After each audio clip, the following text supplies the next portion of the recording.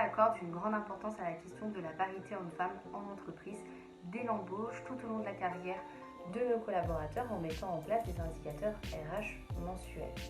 Au sein de ces indicateurs, beaucoup ont leur importance, comme la progression salariale, l'évolution professionnelle ou l'accès à la formation en entreprise. Accéder à des postes à responsabilité, c'est avant tout une question de compétences et d'investissement. Le fait d'être une femme chez Partelia n'a jamais été un frein pour évoluer. D'ailleurs, sur les 8 postes clés disponibles actuellement au sein de l'entreprise, 5 sont aujourd'hui occupés par des femmes. Femmes qui s'illustrent sur différentes fonctions clés de l'entreprise. Je pense par exemple aux fonctions RH, les fonctions communication, les fonctions commerciales ou encore plus récemment avec la direction risque et conformité où nous avons embauché une femme. Et ça se manifeste également par une notion d'échange, de partage de connaissances et d'expériences entre les professionnels de l'entreprise, hommes et femmes confondus. Nous allons pouvoir nous rendre compte de notre situation à un moment T, mais aussi de pouvoir analyser nos évolutions et intervenir en cas d'alerte rencontrée. À titre d'exemple, en termes d'indicateurs qu'on va retrouver, au niveau de nos effectifs, 36% sont composés de femmes.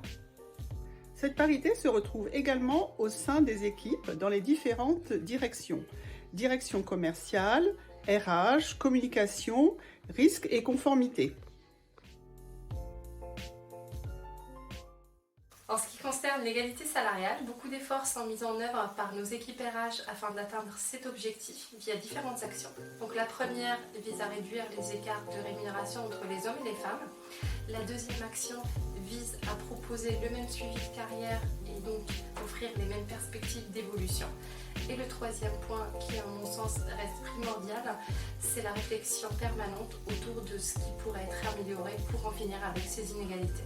La partie rémunération, c'est un constat que nous avons pu découvrir via notre index égalité homme-femme. 0,6% d'écart de rémunération est constaté en faveur des femmes.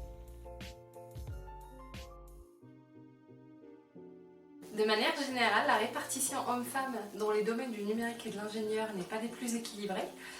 Pour nos recrutements, nous puisons notre vivier dans les écoles d'ingénieurs où les hommes sont largement représentés.